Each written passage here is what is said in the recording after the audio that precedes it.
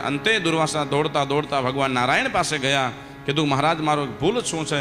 ત્યારે કીધું મારી ભૂલ નથી, ભૂલ છે આપને અંબરીશ મહારાજની છે. અંબરીશ મહારાજ પાસે જઈને ભૂલ પગે લાગો, ભૂલ માફી માગો, ત્યારે આ શાંત થશે. ત્યારે દુર્વાસા મુનિ છે એ ત્યાં ગયા અને અંબરીશ મહારાજ પાસે એની માફી માગી. ત્યારે રાજા અંબરીશે એને માફ કરીને કીધું મહારાજ મારી ભૂલ નથી, આપ સાંભળો તો ખરા મને.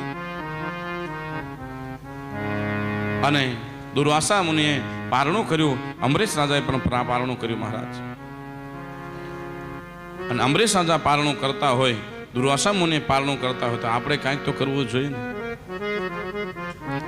તો બધાના માટે આઈસ્ક્રીમ આવ્યો છે, તો 5 મિનિટ પછી તૈયાર છે.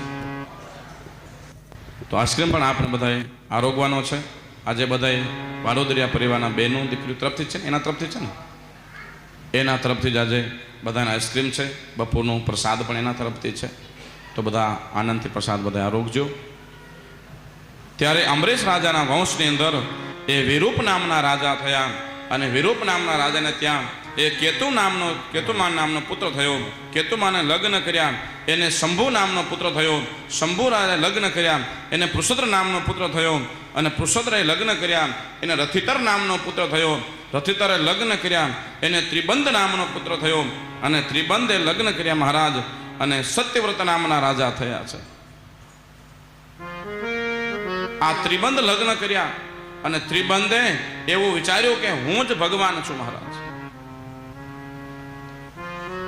એ સમયની અંદર વિશ્વામિત્રનો રાજ આવ્યો હતો. અને વિશ્વામિત્રજી મહારાજ આ વશિષ્ઠ મુનિના હરીફાઈ હતા. અને વશિષ્ઠ મુનિને એમ છે કે હું કંઈક વિશેષ કરું, અને વિશ્વામિત્રને તો હું કંઈક વિશેષ કરું. ત્યારે આ વિશ્વામિત્રએ એવો વિચાર કર્યો કે હું આખી જુદી સૃષ્ટિ બનાવું. આ બ્રહ્માજીએ સૃષ્ટિ ઉત્પન્ન કરી છે, એના કરતા હું જુદી સૃષ્ટિ બનાવું મહારાજ. ત્યારે વિશ્વામિત્રજી એક એવું પુરુષ બનાવ્યું અને કીધું કે જા, ન તો તારા આકાશમાં રહેવાનું છે કે ન પૃથ્વી પર રહેવાનું છે, અધવચ્ચે તું રહે. ન્યા સૃષ્ટિ ઉત્પન્ન કરવી છે. અને જે પુરુષને ઉપર મોકલ્યો એ સ્વર્ગની અંદર ગયો. ત્યાં ભગવાન નારાયણે કીધું અહીંયા કોઈની સૃષ્ટિ ન રહે તો બ્રહ્માની સૃષ્ટિ રહેશે. ઉપરથી ભગવાને ધક્કો માર્યો, પાછો પૃથ્વી ઉપર આવતો હતો. ત્યાં વિશ્વામિત્રે કહ્યું ત્યાં ક્યાં ઉભો રહી જા, અને અધવચ્ચે ઉભો રહી ગયો મહારાજ. અને એમાંથી ભગવાન નારાયણ નીચે આવ્યા, કીધું સૃષ્ટિ ઉત્પન્ન કોણ કરે છે? ત્યારે વિશ્વામિત્રે કીધું હું કરું છું. ત્યારે કીધું નહીં, બ્રહ્માની સૃષ્ટિ છે અને બ્રહ્માની સૃષ્ટિ રહેશે, બીજું કોઈ ઉત્પન્ન નહીં કરે.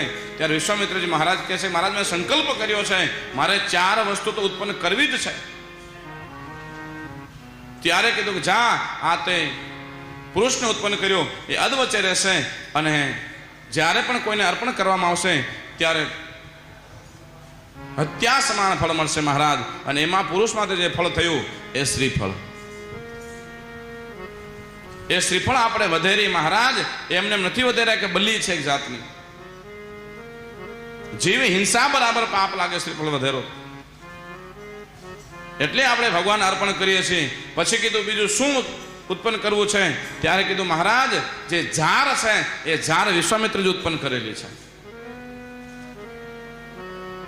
પદકોળું એ પદકોળું વિશ્વામિત્રજી ઉત્પન્ન કરેલું છે.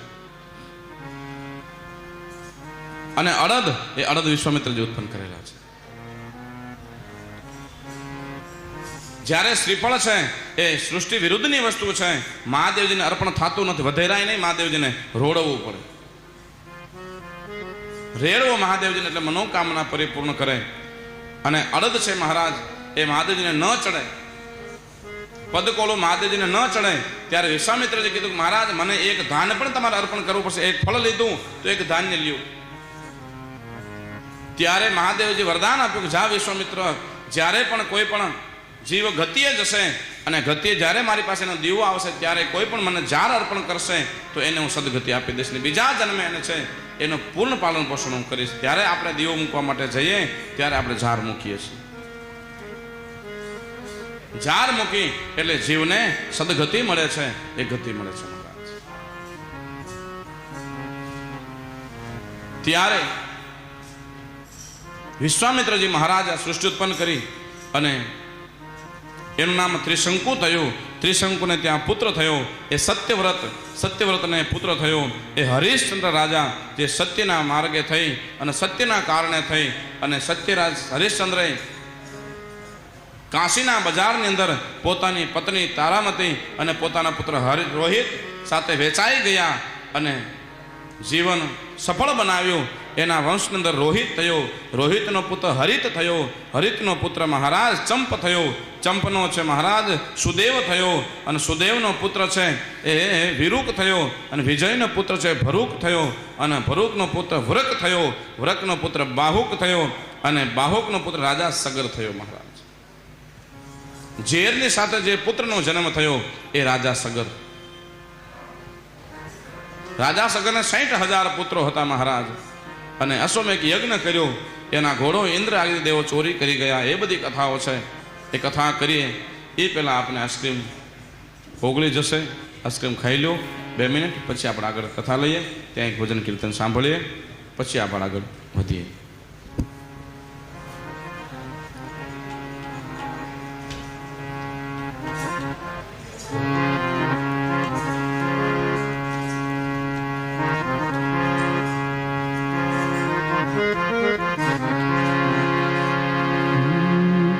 श्याम तुझे मिलने का सत्संग ही बहाना है।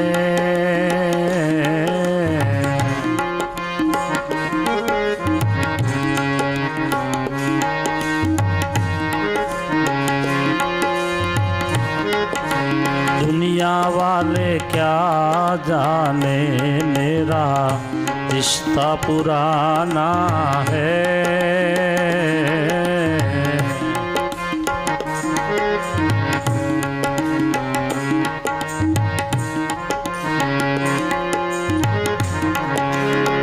गोकुल में ढूंढा तुझे, मथुरा में ढूंढा तुझे, ओ